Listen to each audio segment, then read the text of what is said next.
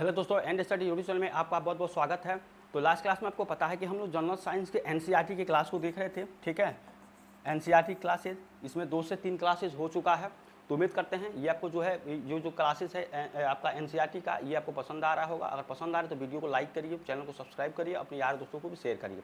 ठीक है, तो लास्ट क्लास में हम लोगों ने कहाँ तक देखा था, ये हमारा था संयोजन अभिक्रिया, जिसको क्या कहते हैं योगात्मक। इसमें क्या होता था कि दो यहाँ पे जो है अभिकारक जो मिल के एक उत्पाद का निर्माण करती है। यहाँ पे जैसे कि देखिए, 2 या 2 से अधिक पदार्थ जो है यहाँ पे संयोग करके केवल एक नया, यानी कि 2 यहाँ पे होगा या इससे ज़्यादा एक नया यहाँ पे पदार्थ बनाते थे, उसको क्या कहते हैं संयोजन अभिक्रिया, या उसको जो है योगात्मक अभिक्रिया कहा जाता था। तो यहाँ तक हम लोगों ने देखा था, इसका एग्जाम्पल भी देखे थे।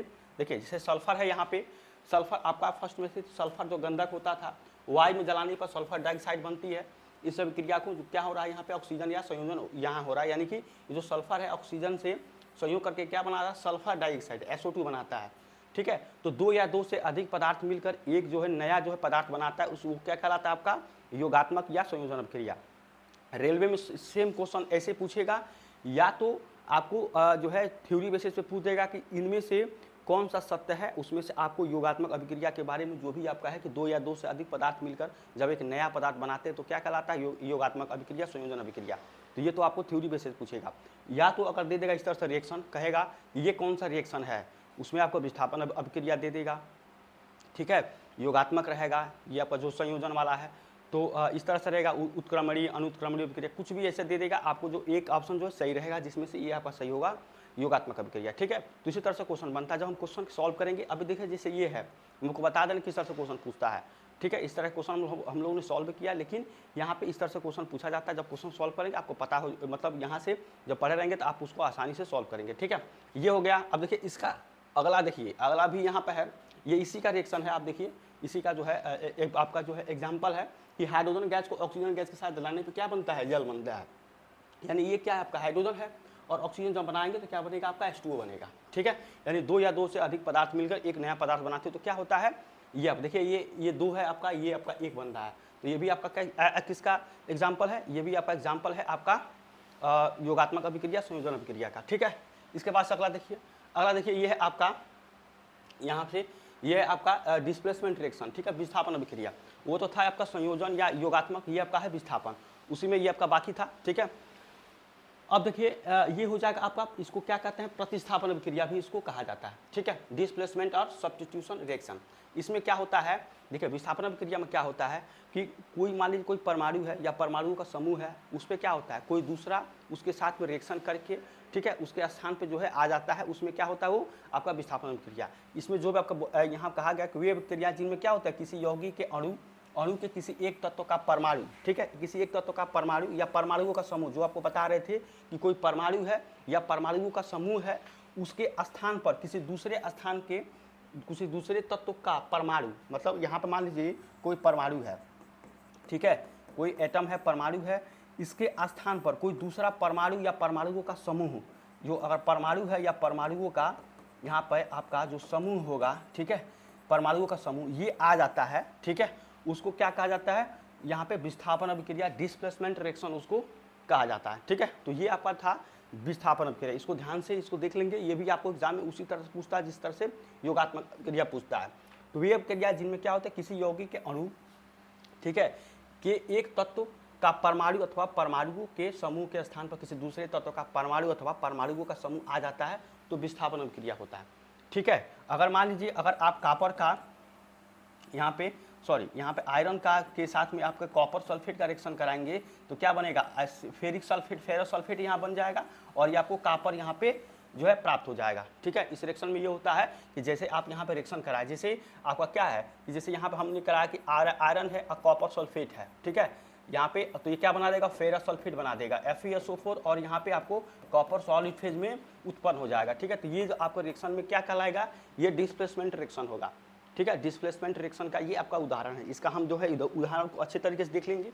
देखिए ये वही है, आपको बता रहे थे कि कॉपर सल्फेट है यहाँ पे है CuSO4 और आयरन साथ में रिएक्शन करेगा तो क्या बनेगा फेरिस सल्फेट बनाएगा FeSO4 और कॉपर यहाँ पे सॉलिड फेज में आपको उत्पन्न हो जाएगा। तो इस तरह से ये क्या है डिस्प्लेसमेंट जो है आपका रिएक्शन यहाँ पे ये कहलाएगा। ठीक है, तो काफ़ी अच्छा यहाँ पे एग्जाम्पल था उम्मीद करते हैं कि डिस्प्लेसमेंट रिएक्शन आपको समझ में आ गया होगा।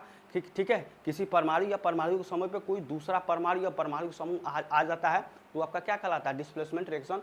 यहाँ पे कॉपर सल्फेट है आयरन से, इससे क्या होगा, कॉपर अलग हो जाएगा और इसे रिएक्शन करा के क्या बनाएगा, यहाँ पे देखेंगे फेरस सल्फेट बना देगा और ये कॉपर यहाँ पे उत्पन्न हो जाएगा। ठीक है, तो यहाँ पे देख लीजिए लोहे के किलो पे कॉपर धातु जमा हो जाती है। ठीक है, इसका जो है हम डिस्प्लेसमेंट जो है आपका डिस्क्रिप्शन में इसका दे देंगे, इसका डिस्क्रिप्शन में पीडीएफ दे देंगे, आप उसको चाहें तो इसलिए आसानी से इसको डाउनलोड करके रख सकते हैं। अगला इसका देखिए, इस अभिक्रिया में क्या होती है, कॉपर परमाणु आयरन परमाणु द्वारा विस्थापित हो जाता है। ठीक है, और एक विस्थापन अभिक्रिया है, इसके बारे में दिया गया था।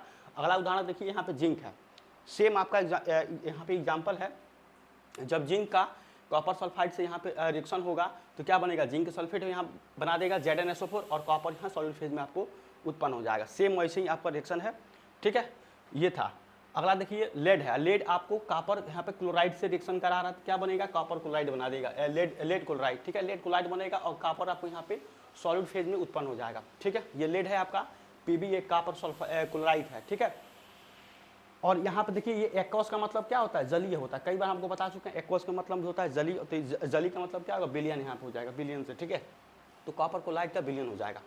तो ये आपका एग्जाम्पल था, इसके बारे में कुछ दिया गया यहाँ पर आपको ब्रीफ की उपयुक्त अभिक्रियाओं में क्रम से जिंक और लेड ने कॉपर को उसके यौगिकों से हटा दिया।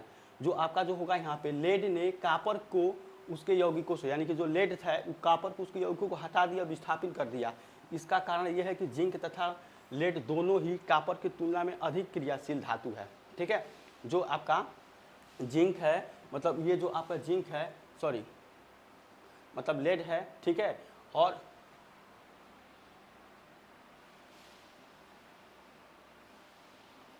ठीक है, तो ये आपका क्रियाशील धातु है, ये आपका हो जाएगा। अगला देखिए अगला रिएक्शन आपको सेम वैसे ही आपको दिया गया यहाँ पे कि सूर्य के प्रकाश की उपस्थिति में मेथेन तथा क्लोरीन की अभिक्रिया इस प्रकार है। ठीक है, सूर्य के प्रकाश, तो यहाँ पे हो जाएगा आपका सूर्य के प्रकाश, यहाँ पे छूट गया है, सूर्य के प्रकाश में। ठीक है, तो क्या होगा, मेथेन और क्लोराइन मिलकर क्या बनाएगा, मेथिल क्लोराइड बना देगा। ठीक है, और यहाँ पे HCl आपको हाइड्रोजन गैस, सॉरी यहाँ पे हाइड्रोजन गैस होगा, H2 हो जाएगा। ठीक है, यहाँ पे थोड़ा सा ये मिस्टेक है, इसको कोशिश करेंगे हम करेक्शन करके आपको दे दें, लेकिन यहाँ पे थोड़ा सा मिस्टेक है। तो ये आपका जो है रिएक्शन था इसके बारे में कि सूर्य के प्रकाश में क्या होता है। ठीक है, अगला देखिए, इस अभिक्रिया मेथेन अणु की उपस्थिति में एक हाइड्रोजन परमाणु एक क्लोरीन परमाणु द्वारा विस्थापित हो जाती है। यह एक विस्थापन अभिक्रिया है। ठीक है, जो आपको दिया गया है कि एक हाइड्रोजन परमाणु एक क्लोरीन परमाणु के साथ, यानी जो आपका यहाँ पे हाइड्रोजन परमाणु है एक क्लोरीन के साथ में करके आपको मेथिल क्लोराइड यहाँ पे प्राप्त हो जाती है। ठीक है, और एक ये क्या है आपका विस्थापन अभिक्रिया का रिएक्शन है। ठीक है, इसके बारे में यहाँ पर दिया गया था। अगला है देखिए, तीसरा है कि एथिल ब्रोमाइड तथा जलीय KOH यानी पोटेशियम हाइड्रोक्साइड की अभिक्रिया इस प्रकार है। तो ये आपका क्या हो जाएगा, एथिल ब्रोमाइड। ठीक है, एक होता है एथिल एल्कोहल C2H5OH। ठीक है, इसको किस तरह से लिखा जा सकता है, CH3CH2OH, ये भी लिख सकते हैं, यानी इसको इस तरह से लिखिए या ये लिखिए, सेम रिएक्शन आपका हो, मतलब इसका जो है नाम होता है, इसको भी याद रखेंगे। तो यहाँ पे इसी तरह से आपको एथिल ब्रोमाइड दिया, C2H5Br, और KOH पोटेशियम हाइड्रोक्साइड है, ये क्या बनाता है, जो एथिल एल्कोहल बना देगा। ये OH है, टूट के इससे बनेगा, और यहाँ पे क्या बनेगा, KBr, यहाँ पे पोटेशियम ब्रोमाइड अलग से हो जाएगा। ठीक है, तो ये भी एक क्या है आपका विस्थापन अभिक्रिया हो जाती है। ठीक है, ये भी एक विस्थापन अभिक्रिया। तो रिएक्शन में आपको तुरंत रिएक्शन देगा एग्जाम में और कहेगा कि इसमें से कौन है विस्थापन अभिक्रिया है। तो उम्मीद करते हैं कि आपको विस्थापन अभिक्रिया अच्छे से समझ में आ गया होगा विद एग्जाम्पल्स के साथ में। ठीक है, कोई भी डाउट है तो आप डायरेक्ट यहाँ कमेंट कर सकते हैं, कोई भी अगर आपको प्रॉब्लम है रिएक्शन से जुड़ी, क्योंकि देखिए क्वेश्चन यहीं से पूछता है, हम इसीलिए जो है छाँट के इसको यहाँ पे जो है आपको दे रहे हैं ताकि आपको यहाँ पे ज़्यादा दिक्कत ना हो। ठीक है, पूरा यहाँ पे पूरा निचोड़ है, आप देखेंगे जो आपके रेलवे के एग्जाम की ज़्यादातर तो हम देखेंगे इसको जो है ज़्यादा पॉइंट भी जो है हम किए हैं रेलवे को देखते हुए। ठीक है, हालांकि सारे एग्जाम के लिए जो आपको इंपॉर्टेंट है SSC में पूछता है या और भी सारे एग्जाम में पूछता है। ठीक है, लेकिन ज़्यादातर आपको जो है रेलवे का जो क्वेश्चन बनता है यहाँ से सटीक ऐसे क्वेश्चन बनता है। ठीक है, तो उम्मीद करते हैं आपको ये क्लास पूरा समझ में आ रहा होगा। ठीक है, ये था। देखिए अगला आपका यहाँ पे जो छूट गया था, ये हमारा यहाँ से अगला क्लास स्टार्ट हो रहा है, क्लास 3। ठीक है, क्लास 3 यहाँ पे स्टार्ट हो रहा है, आप देखेंगे यहाँ पे ध्यान से, ये हमारा क्लास 3 यहाँ पे स्टार्ट हो रहा है। जनरल साइंस का है, NCERT का, उसमें थोड़ा सा रह गया था इसलिए हम आपको बताए हैं, लेकिन हमारा यहाँ पे क्लास 3 जो है यहाँ पे स्टार्ट हो रहा है। इसमें क्या हम पढ़ेंगे आज, उत्क्रमणीय अभिक्रिया, अनुत्क्रमणीय अभिक्रिया। ठीक है, ये क्या ये आपको क्या कहलाती है। ठीक है, और भी सारे जो भी आपका, जैसे हमने क्या पढ़ा है यहाँ पे, योगात्मक अभिक्रिया, जिसको क्या कहते हैं संयोजन अभिक्रिया। इसमें क्या होता है, 2 या 2 से अधिक परमाणु मिलकर एक नया परमाणु बनाता है, तो क्या कहता है आपका योगात्मक अभिक्रिया। इसके बाद से हमने पढ़ा विस्थापन अभिक्रिया, डिस्प्लेसमेंट रिएक्शन पढ़ा। उसके बारे में कितने सारे हम लोगों ने रिएक्शन के माध्यम से समझने की कोशिश किया कि डिस्प्लेसमेंट रिएक्शन क्या कहलाती है, उसका जो भी आपका ब्रीफ है किस तरह से क्या क्या होता है। ठीक है, तो यहाँ पे इसका जो है अगला हम देखेंगे, यहाँ पे आप देखिए यह है आपका अनुत्क्रमणीय अभिक्रिया क्या कहलाती है। ठीक है, इसको क्या कहते हैं अंग्रेजी में, इरिवर्सिबल रिएक्शन कहते हैं। ठीक है, इसमें क्या होता है कि जब भी आपके 2 परमाणु यहाँ पे दो पदार्थ मिलकर जब रिएक्शन करते हैं ए और बी, तो इसका जो तीर का निशान वो सेम होता है, यानी कि अभिकारक से डायरेक्ट क्या बनता है, उत्पाद यहाँ पे आपको यहाँ पे बनता है। ठीक है, तो ये आपका इरिवर्सिबल होता है, इरिवर्सिबल रिएक्शन। एक होता है रिवर्सिबल, उसको हम आगे देखेंगे। रिवर्सिबल में क्या होता है कि अभिकारक से उत्पाद बनेगा, फिर उत्पाद से क्या बनेगा आपका अभिकारक बन जाता है, तो उसको हम आगे अभी देखेंगे। जैसे मान लीजिए यहाँ पर रिएक्शन दिया कि जो पोटेशियम क्लोरेट को KClO3 को गर्म किया जाता है, तो पोटेशियम क्लोराइड KCl तथा ऑक्सीजन प्राप्त होती है।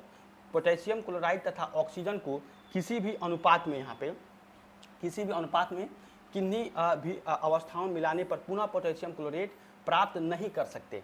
ठीक है, बस जो हमको बता रहे थे कि जब भी आपको क्या कहते हैं, जैसे ये 2 है आपका, इसको मिलकर जब बनाएंगे तो डायरेक्ट क्या बना उत्पाद, लेकिन उत्पाद से कभी भी आप ये आपको अभिकारक जो है उत्पन्न मतलब अभिकारक फिर प्राप्त नहीं कर सकते। यही चीज़ आपको यहाँ बोला जा रहा है।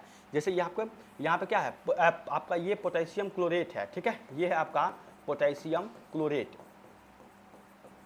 ठीक है, यहाँ पे जो भी आपको दिया पोटेशियम क्लोरेट, इससे जो भी आपका ये बन रहा है पोटेशियम क्लोराइड और ऑक्सीजन, तो ये अभिकारक से रिएक्शन करके आपका उत्पाद बन जा रहा है। ठीक है, लेकिन इससे कभी भी आप पुनः जो है डायरेक्ट ये पोटेशियम क्लोरेट प्राप्त नहीं कर सकते हैं। यही आपको बता रहा है कि कभी भी पोटेशियम क्लोरेट प्राप्त नहीं कर सकते।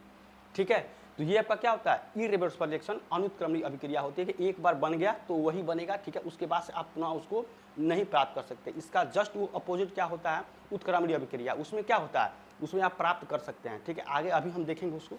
तो ये आपका था, सेम था अनुत्क्रमणीय अभिक्रिया में। आपको क्वेश्चन यहाँ से किस तरह से बनेगा कि आपको ऐसे दे देगा कि यहाँ पे कोई भी आपको यहाँ पे दिया गया है और आपको क्या कर रहा है कि कह रहा है कि ये आपको जो भी उत्पाद बना, उत्पाद से फिर आपको जो है अभिकारक जो है रिएक्जेंट जो है आप प्राप्त नहीं कर सकते। इस तरह के जो अभिक्रियाएं आती है किस श्रेणी में आती हैं, तो आपको यहाँ पे क्या दे देगा, एक आपका ऑप्शन यहाँ पर रहेगा अनुत्क्रमणीय अभिक्रिया, उत्क्रमणीय अभिक्रिया, विस्थापन अभिक्रिया, संयोजन अभिक्रिया, इस तरह से रहता है।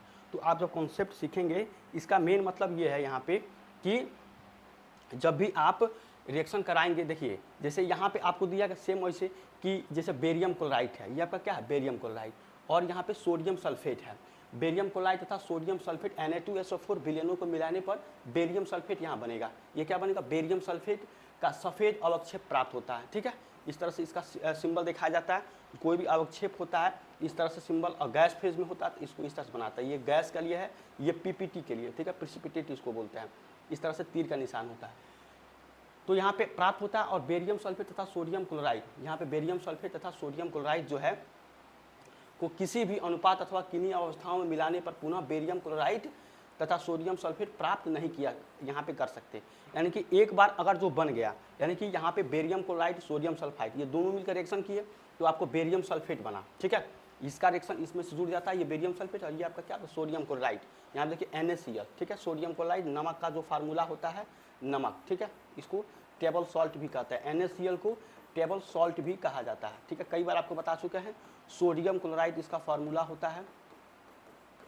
ठीक है, सोडियम क्लोराइड, तो ये आपका यहाँ पर रिएक्शन कर लेगा। अब ये जो प्राप्त हुआ कभी भी आप इससे ये नहीं प्राप्त कर सकते। ठीक है, ये प्राप्त नहीं कर सकते। यानी इरिवर्सिबल रिएक्शन में यही होता है कि एक बार अगर आप रिएक्जेंट से प्रोडक्ट आपका बन गया तो प्रोडक्ट से कभी भी आप रिएक्जेंट नहीं बना सकते। ये आपका इरिवर्सिबल रिएक्शन का जो है आपका कॉन्सेप्ट होता है। ठीक है, तो ये आपको यहाँ पे रिएक्शन के माध्यम से कह दिया गया है कि इस तरह से ये होता है रिएक्शन आपका, इजिली यहाँ पे आप समझ रहे होंगे। ठीक है, ये था।